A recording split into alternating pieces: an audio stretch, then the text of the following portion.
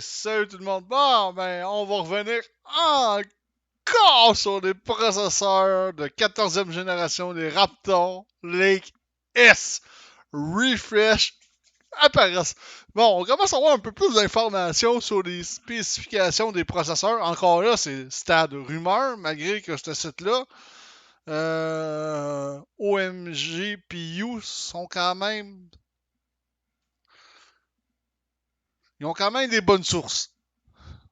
Ils ont quand même des bonnes sources.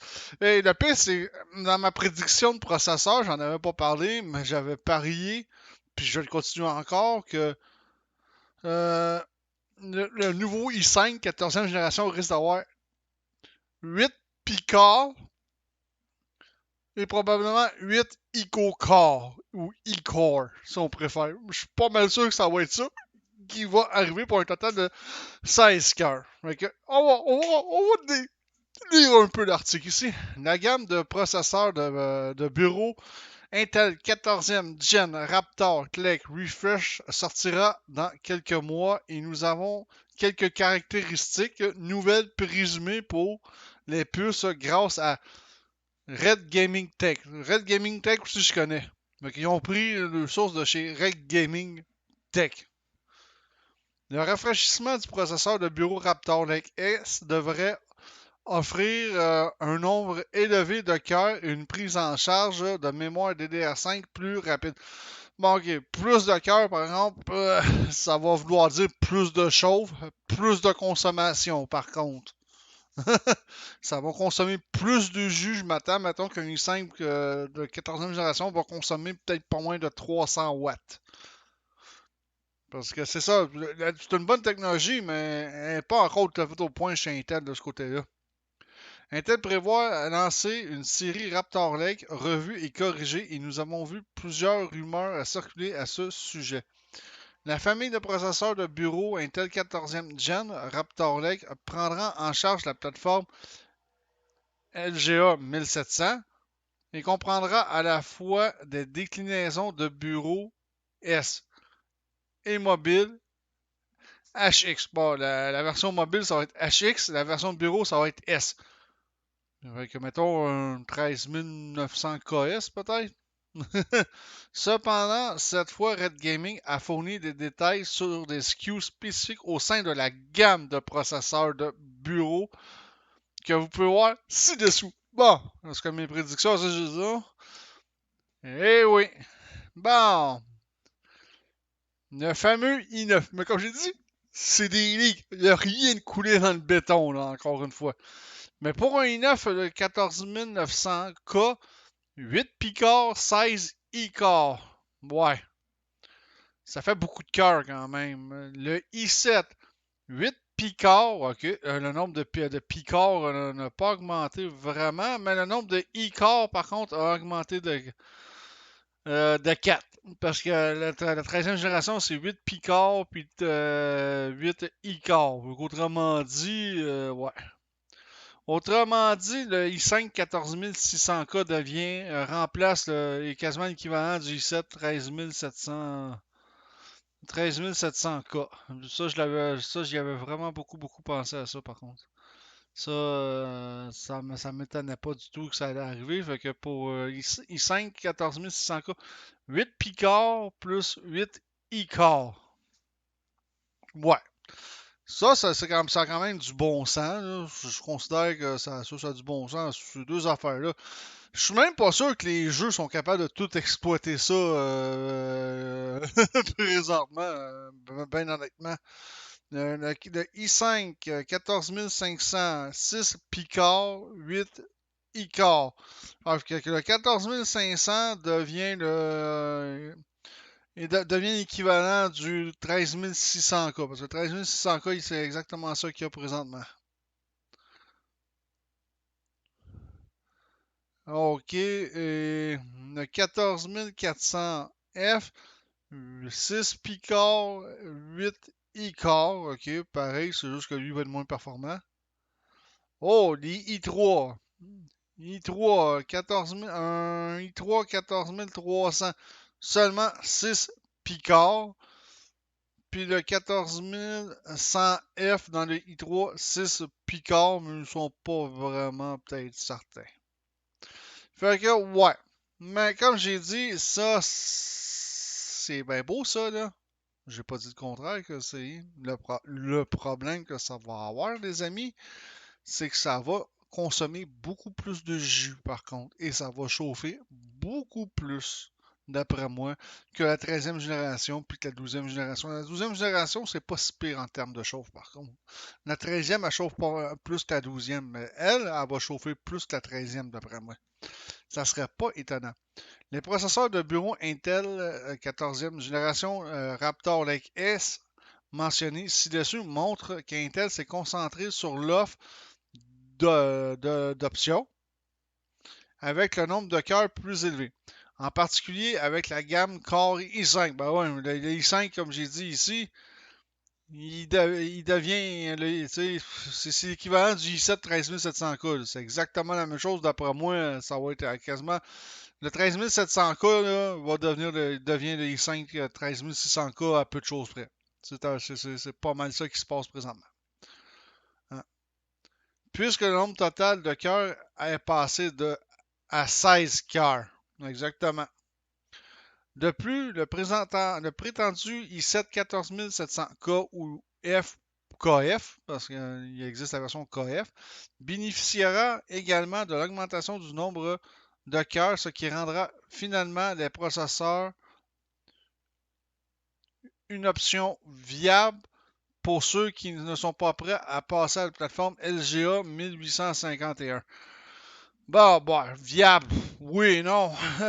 Si vous avez une 12e génération, moi, je vous conseillerais d'attendre la 15e génération rendu là. En tout cas, moi, c'est ce que je ferais si je serais vous autres, parce que rendu là, tu sais, ça reste la même plateforme, ça reste la même chose dans le fond. Il n'y a pas grand chose de nouveau. Tu vas avoir la mémoire vive qui va rouler plus vite. La mémoire vive qui va rouler plus vite, c'est pas ça le problème. Si j'ai rien contre, c'est juste que le problème, c'est que ça donne pas grand chose en termes de gain par contre. Ça donne vraiment pas grand chose en termes de gain. Fait que si vous êtes avec un bon 12e génération présentement, ou un 13e génération, je suis pas sûr que ça va être une option viable pour upgrader. Parce qu'attendez une seconde, là. Ils n'ont pas encore dévoilé les prix. Moi, je m'attends à ce que les prix soient aussi chers que la 13e génération. On parle de 550$ pour un i7 13600K présentement, dans ces eaux-là que ça coûte. Ouais, il me semble que c'était ça aux dernières nouvelles.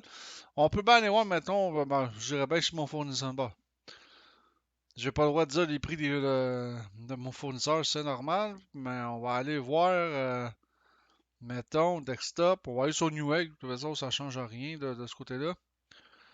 13 700K, exactement. J'ai dit 550$, c'est pas vrai qu'il vaut 700, ça, c'est de la foutaise. C'est pas ça, c'est vraiment le MSRP dans tous les magasins. C'est juste parce qu'ils disent qu'il est en spécial, vous sauvez 21%. Mais vous sauvez mais absolument rien de ce côté-là. Puis même chose pour le i5, 420$ pour le i5, alors que la 12e génération, le 12600K, si je me rappelle bien, il se vendait comme dans les alentours de 350$. Fait qu'on voit que c'est une grosse augmentation quand même de prix. Fait que attendez-vous que la 14e génération, ça va être dans ces eaux-là que les prix vont être. Ils n'auront pas diminué le prix des processeurs. C'est pour ça que je vous dis que si vous avez une 12e génération, il n'y a pas de panique. Là. Moi, je connais encore plein de monde qui game encore avec des i5 12600K. Puis ça torche très bien. Ça va super bien encore. Ils roulent tout le jeu qu'ils veulent rouler. Il n'y a aucun lag. Il n'y a absolument rien. Parce qu'une option viable, si on veut pas passer, parce qu'il faut pas oublier que ce socket-là, le 1851, mais c'est pas cette année qu'il sort. Il va sortir à l'automne prochain. Pas vrai.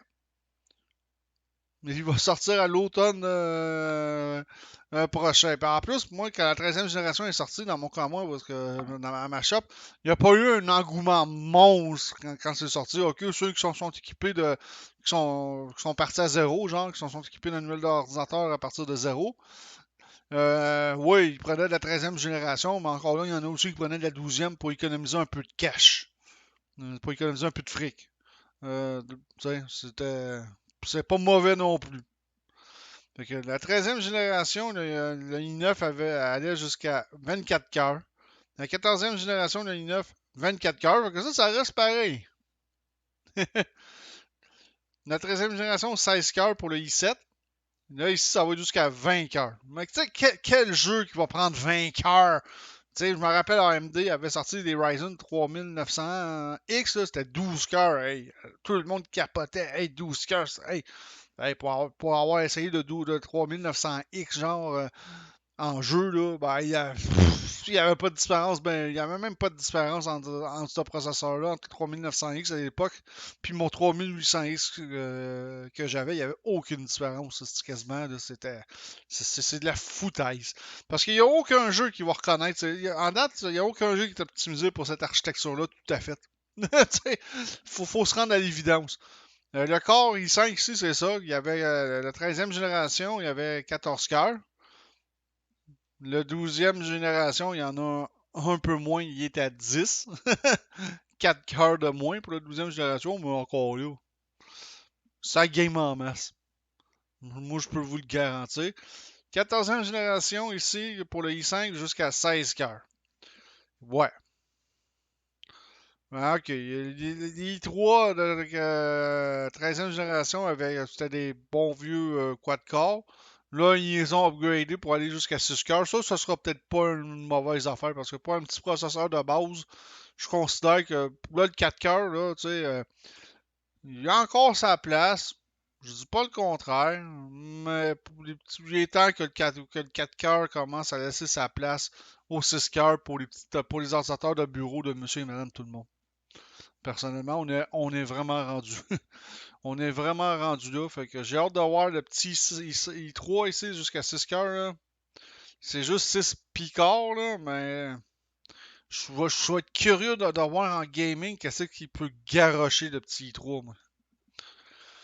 Bon, bien que les détails spécifiques de la série Bureau ne soient pas encore confirmés, fait que je sais rien de confirmé ça en haut. Nous avons plusieurs fuites par contre par le passé qui laissent présager que la gamme offrira. Ce que la gamme va offrir. Voici à quoi vous pouvez vous attendre en fonction des informations que nous avons pu recueillir. Même architecture, on le savait. Même nœud de processeur que Raptor Lake. Oui, on le savait, ça va être du 10 nanomètres, ça ne sera pas en bas de ça. Vitesse et fréquence plus élevée au-delà des 6 GHz. Ah, ça donne ça donne absolument rien, ça, présentement. Surtout en jeu, ça ne donne absolument rien. C'est de la. C'est de la foutaise de ce côté-là. Puis plus votre processeur est cloqué haut, mais plus il va chauffer. Socket a pris en charge mémoire DDR5 plus rapide. Ouais, encore là, un peu de gain, mais encore là. Consommation d'énergie beaucoup plus. Oh, excusez. J'ai failli m'étouffer, bordel. Hein, beaucoup plus élevé, près de 300 watts. Ouais, ça, 300 watts, c'est lequel qui consomme 300 watts? C'est le i5 qui consomme 300 watts. Je ne veux même pas imaginer le i7, encore moins le i9 de 14e génération. Et si bon, ça va vous prendre une machine à air climatisée pour tout le bordel. Fait qu'à date, moi, je vais vous dire que pour un refresh là, moi, personnellement, je suis pas vraiment épaté. Là. Vraiment pas. C'est mon opinion. Vous avez le droit de penser ce que vous voulez. Moi, je suis vraiment pas épaté présentement. Je vais rester avec ce que j'ai. Moi, je suis avec la 12e génération présentement. Puis si j'ai à changer, je changerai peut-être l'an prochain. Nous pouvons attendre à ce que la nouvelle gamme de rafraîchissement d'Intel 14e Gen Raptor S soit lancée à la mi-octobre. Ça, c'est sûr, c'est tout le temps ça qu'ils font. Comme révélé dans les fuites précédentes. Bon. Concernant les prix de la gamme, le Raptor Lake Refresh ne sont pas encore évidents, mais vous pouvez vous attendre à des prix similaires à ceux des versions existantes. Moi, je dirais plus à des prix similaires à la version existante présentement qui est la 13e génération, parce que la 12e génération était pas mal moins chère quand même. Parce qu'à 450$, on pouvait genre avoir un i7 de 12700K, ce qui n'est plus le cas. Ce qui est plus le cas avec la 13e génération. Hein? Et à des prix similaires à ceux des versions existantes, avec une légère réduction de prix pour la gamme actuelle. Ouais, c'est sûr, par exemple, l'avantage que vous allez avoir, c'est que moi je m'attends à ce que la 12e génération, par exemple, elle drop un peu plus, là. Parce que là, ils vont vouloir écouler le stock Intel de la 12e génération. Fait que peut-être pour ceux qui veulent se monter un ordinateur flambant neuf qui partent à partir de rien, mais que la 14e gen soit sortie, mais checker les deals peut-être sur les processeurs Intel de 12e génération. Il va peut-être avoir des bonnes affaires à faire de ce côté-là. Plus que sur la 13e, parce que la 13e va diminuer un peu, mais pas vraiment gros, parce que c'est déjà fait pour la 12e génération. La preuve là, concrète que je peux vous trouver là, pour ça, là, si je peux arriver à le trouver, viens par ici, mon petit i9 12e génération. Bon, ok, j'arrive pas à le trouver, évidemment. T'as i9 12e génération. Hey, ce processeur-là, je me rappelle, il se vendait au-dessus de 700$. Ça, je m'en rappelle. Il était à 700 balles. Il était à 700 balles. Présentement, partout en magasin, on peut l'avoir pour 570$. Fait que déjà que ça, c'est déjà une bonne affaire. Si vous voulez un bon processeur pour du heavy duty, aucun problème. Il va faire la job en masse. Il est capable d'en prendre, le i9 12900K. L'événement Innovation 2023 était prévu pour la mi-septembre. Il va y avoir la conférence à la mi-septembre de Intel. Devrait être l'endroit où la société dévoile plus d'informations sur sa future gamme de produits. Fait que, on peut regarder ici un tableau vite fait. Là. Fait que 14 900, 14 900K. On sait pas c'est quoi les horloges là, de base, mais en boost, bon, c'est 6 GHz. Non, ça, ce que je vous l'ai dit, ça va chauffer en temps je peux vous le garantir. Hein? Ils sont même pas sûrs 5.8, quasiment à 6. Hey, moi, les 7 12900K montent déjà à 5 GHz, c'est déjà bien en masse, je peux vous le dire. Oui. En jeu, vous verrez même pas la différence entre 5 et 5.8 GHz. De ce côté-là, bon, ok, 14 600K, je l'ai dit tantôt. Ben, ils disent peut-être jusqu'à 5.5 GHz. J'ai overclocké des 12 600K à 5.3 GHz. De ce côté. Bon, puis encore. Mémoire cache, 32-36. 32-36 aussi. Pour les deux i9. 28-33 pour les i7. 24-30 pour le i5, un peu moins, mais quand même. Hein? Puis un TDP à 125 watts, sauf peut-être pour le nouveau 14900K, 150 watts de jeu. Fait que déjà que là, ici, on a déjà un problème. Hein? Ça consomme déjà un peu plus. Ça consomme, je dirais, même pas mal. Déjà en partant. Parce que lui est à 125 watts. Je vous le dis, ça c'est une bonne affaire. À ce prix-là, le 12900K, c'est une Christie de bonne affaire. Mettons, on va monter pour trouver le i9. Je pense que le 13900K, il est à 125 watts. Si je ne m'abuse, il doit être un peu plus haut. Là. 13700, 13900K. Bon, ok, ils le disent pas là, dans la description vite faite, là, mais ça doit être un. 125 watts aussi. Fait que déjà, ici, là, s'il consomme ça juste de base, imaginez si vous le mettez à pleine capacité, je vous le dis, ça va vous prendre une centrale hydroélectrique à côté de chez vous pour alimenter tout le bordel. Fait que c'est un bon leak. Le problème, c'est que je suis pas enthousiasmé par le Raptor Refresh. Tant que ça. C'est pas. Tu sais, ils ont innové un peu, mais là, c'est pas la grosse. C'est pas la grosse innovation. Moi, j'ai hâte de voir sur le prochain, les prochaines gammes de processeurs qui sont supposés s'appeler, c'est les Arrow Lake. J'attendrai peut-être plus le Arrow Lake, savoir ce qu'il y a dans le ventre de ce côté-là. Puis il y a juste une chose, il va falloir me dire, le socket 1800, ça sort de où ça? Parce que moi, c'est bizarre, je travaille, je suis là-dedans, je travaille à temps partiel là-dedans. Puis chez mon fournisseur, j'ai jamais vu ça de ma vie. Moi, que c'est moi qui aille mal à regarder dans la marchandise. Là. On va aller voir ça vite fait. Mettons, Bon, je veux des motherboards. Intel motherboard. Bon, tu vois, c'est bizarre parce que sur Newegg, on n'a pas du 1800. On a juste du 1700. Puis il dit sur le. Ici, il dit compatibilité avec la carte mère, socket LGA 1700, 1800 existantes. Elle est un peu bizarre celle-là, mais en tout cas, moi je la trouve drôle personnellement.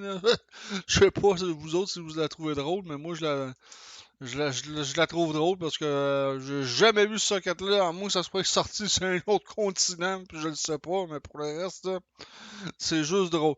Fait que, en conclusion, comme je dis, moi, ça c'est pas quelque chose qui m'impressionne tant que ça pour la simple et bonne raison que la consommation de jus, la consommation énergétique va être va être plus élevée encore que la 13e génération. Ce que je trouve que c'est pas vraiment très bon. C'est not good de ce côté-là. J'aurais préféré que sur ce refresh-là, Intel travaille un peu plus la consommation d'énergie sur sa 14e génération. Ça aurait été vraiment, vraiment super. Ça ne sera pas le cas. Fait que moi, je vous dis, si vous êtes avec un 12e génération, vous n'avez pas à vous inquiéter. Là.